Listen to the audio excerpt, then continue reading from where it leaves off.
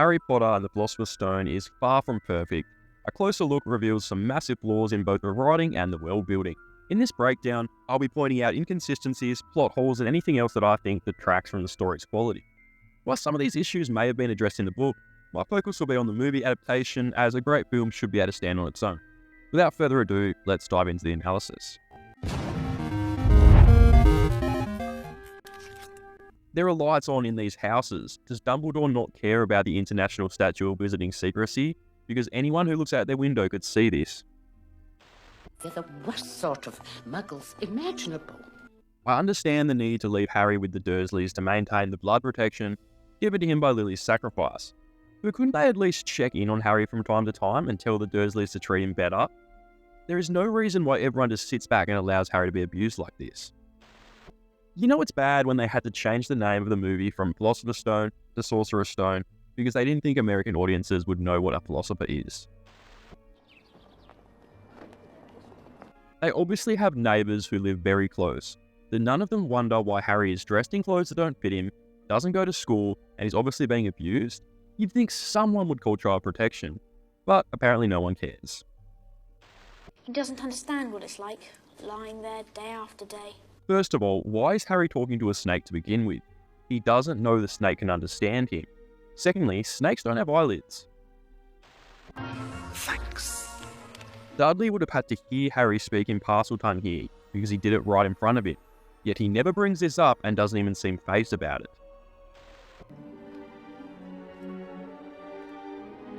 So why does Vernon try so hard to stop Harry from going to Hogwarts? He obviously hates having him around, and this would give him months of peace. Also, does Vernon really think he can single-handedly stop Harry from going to Hogwarts? Really? Wouldn't Dudley, the spoiled kid who was literally complaining about having one less present for his birthday, complain to no end about having to live in a place like this?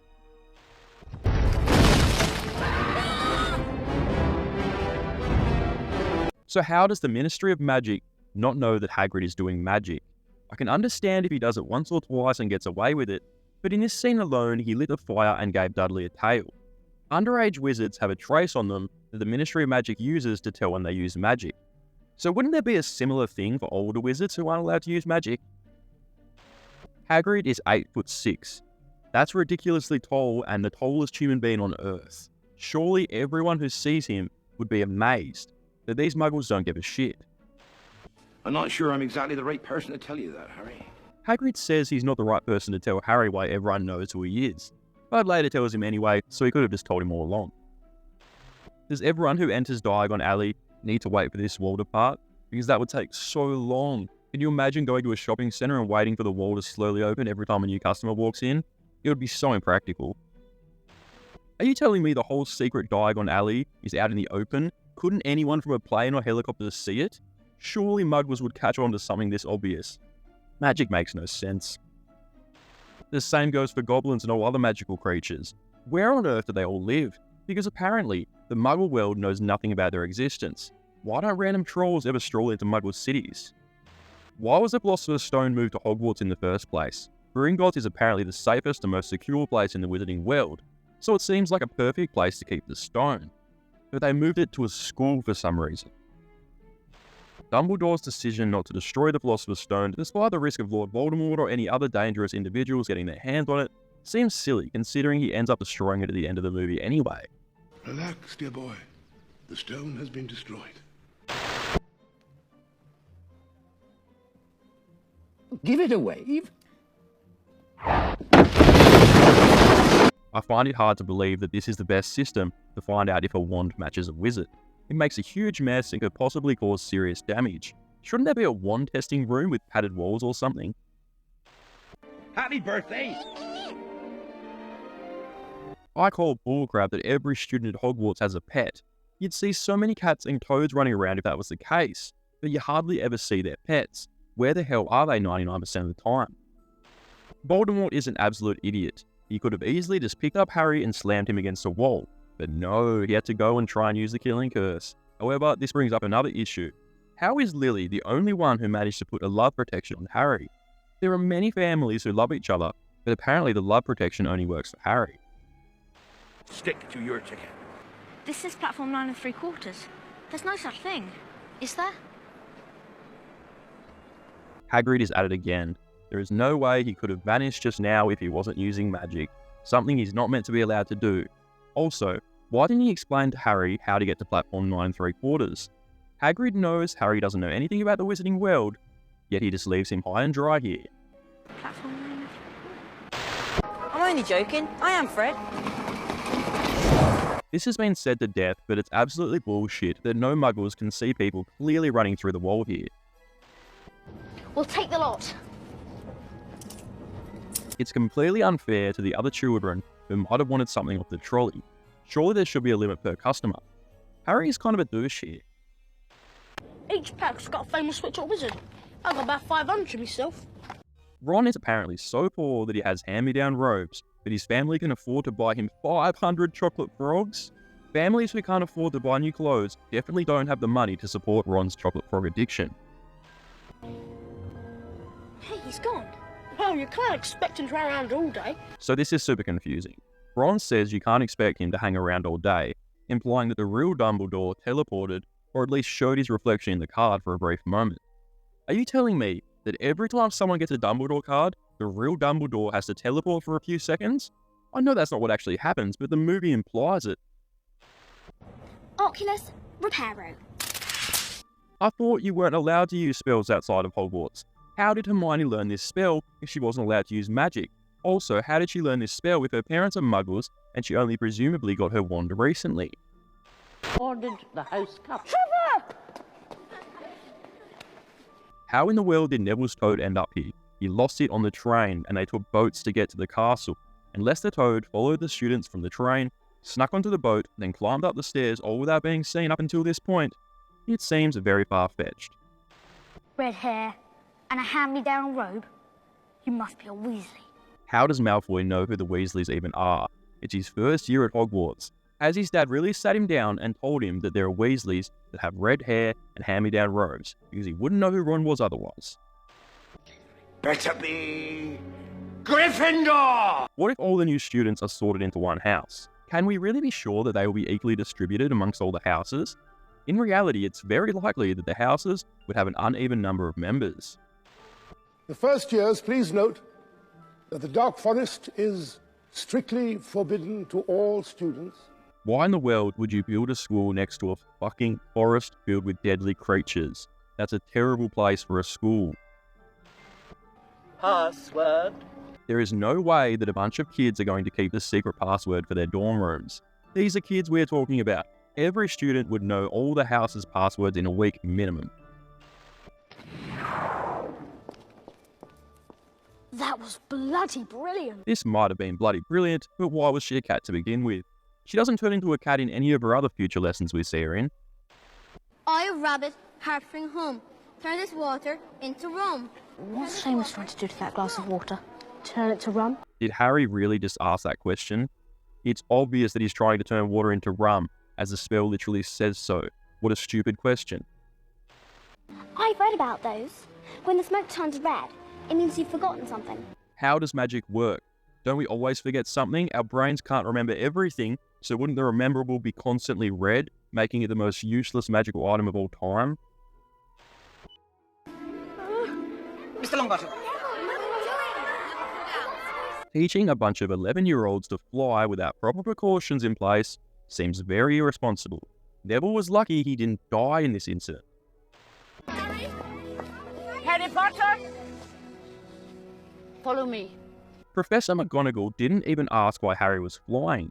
It seems like it's her job as a teacher to get to the bottom of things, but instead Malfoy gets off scot-free. These staircases are so dangerous, it's unbelievable that anyone thought they were a good idea. Plus, it's very unfair to students who are trying to get anywhere on time. That's it. We're done for. Oh, move over! Alohomora! What's the point of locking this door if a first-year student can open it?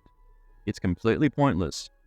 You come up with another clever idea to get us killed, or worse, expelled. Hermione's statement about being killed is worse than being expelled seems a little dumb. She's one of the smartest characters, so it's surprising that she would say something that stupid. One of the wizard's most rudimentary skills is levitation. Levitation is apparently one of the most basic skills for wizards, so why didn't the Quidditch teacher use it to stop Neville from falling earlier? Do the students learn maths or science or any other subjects apart from magic? Does any other education besides magic matter for Hogwarts students? In the dungeon! Turn around in the dungeon! A troll in the dungeon? Why does the school need a dungeon anyway? It's all very confusing. Prefects will lead our house back to the dormitories. With a troll roaming around, wouldn't it be safer to keep the children in the hall where they are protected instead of risking them running into the troll on their way back to their dorms? Then Dumbledore could go and easily defeat the troll, considering he's Dumbledore. How could Hermione not hear the massive troll walk into the bathroom? It must have made a lot of noise.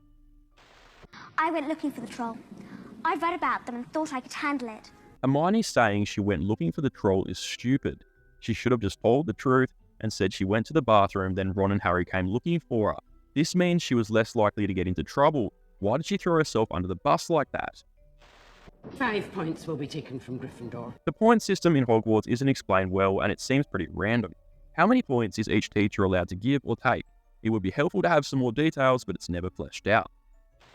Last night, I'm guessing Snape let the troll in as a diversion, so he could try and get past that three-headed dog. But he got himself bitten. That's why he's limping. If Snape had been bitten by a dog as large as Fluffy, he wouldn't just be limping, he'd be missing a leg. It's a broomstick. Obviously, it's a broomstick. Harry should have been able to tell just by looking at the wrapping paper. It was very obvious. Quidditch rules are pretty ridiculous and dangerous. It's a wonder people don't die more often. How are the students allowed to do this to each other? The special effects also look really bad. I know this movie is from 2001, but it still looks bad even for its time. Hermione runs around the Quidditch field as fast as the Flash. You can see in this scene that she is at the other side of the stadium and then suddenly appears under Snape's legs a minute later. Looks like he's going to be sick. There's no way Harry could have swallowed that thing whole. It was way too big to fit down his throat. What that dog is guarding is strictly between Professor Dumbledore and Nicholas Flamel. Nicholas Flamel? Hagrid is only in this movie to move the plot along. He reveals way too many secrets and his character is kind of an idiot in this movie, to be honest. Just keep your mouth shut, dude. It's ridiculous that Hagrid is forced to do manual labour when magic could make moving the tree 100 times easier. They'll use magic to decorate the tree, but they won't use it to retrieve it. That's totally barbaric. That's wizard's chess. Wizard's chest is just regular chest with magic. J.K. Rowling didn't really come up with anything new. It's just chest with a magical twist. I came up with a new game. It's called Wizard Checkers. Harry uses the invisibility cloak, but his arm is still sticking out. It's completely pointless because everyone can still see him. Let's be honest here, the restricted section in the library shouldn't even be a thing. If students aren't allowed in the restricted section, then why should there even be one to begin with? Just remove it and there will be no temptation. Alright, so how tall is Harry? I don't think he is as tall as Snape, and the camera angle seems to suggest otherwise. Ron! You've really got to see this, Ron! You've got to see this! Harry, do you want to stop yelling so damn loud? These are shared accommodations. How does he not wake up any of the other Gryffindor students in this scene?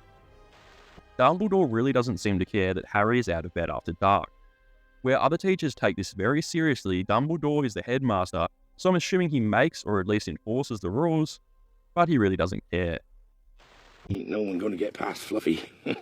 Ain't a soul knows how, except for me and Dumbledore. I shouldn't have told you that. I should not have told you that. Here we go again. Hagrid is running his mouth and saying confidential things he shouldn't be saying. He isn't overly dumb in any of the other movies. You'll be serving detention with Hagrid tonight. Let me get this straight. The punishment for sneaking out of bed after dark to hang out with Hagrid is to hang out with Hagrid after dark. This is just so outrageous, it's such a backwards punishment. Then the punishment takes place in the Dark Forest. Why on earth would this be a thing? The students could literally die. Ron, Hermione, you'll come with me. Okay. And Harry, you'll go with Malfoy. And to make things worse, Hagrid makes them split up.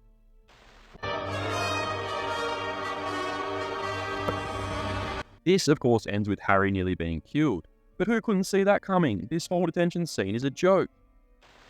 As long as Dumbledore's around, Harry, you're safe.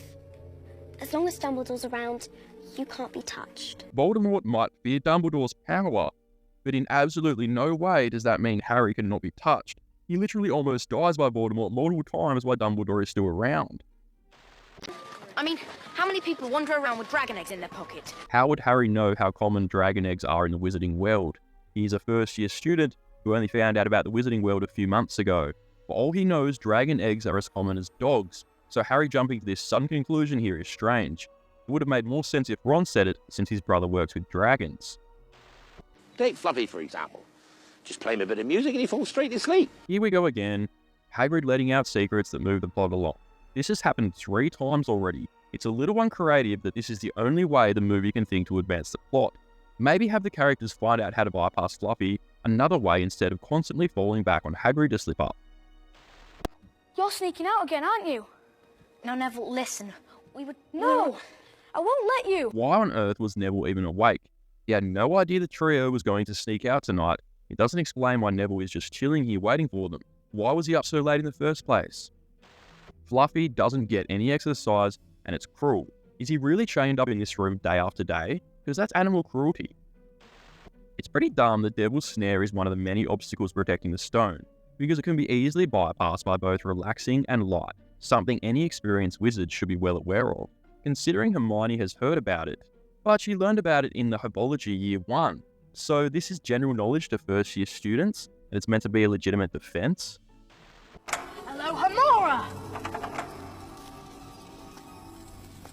Well, it's worth a try. So this door has a charm on it that prevents people from using Alohomora. If that's a thing, then why the hell did the floor to Fluffy not have the same charm on it? There is no reason why that shouldn't be a thing. I feel like the keys are more of an inconvenience than an actual threat here.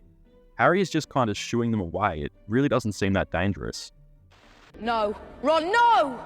What is it? The acting in this scene is really bad. Just admit it. He's going to sacrifice himself. No, you can't! There must be another way! You'll be okay, Harry. You're a great wizard. Harry didn't use a single spell in the entire movie, I kid you not. He didn't use one spell. I think that's a really strange detail. I find it funny that Voldemort would have had to chill on the back of Quirrell while he was using the bathroom. Talk about awkward.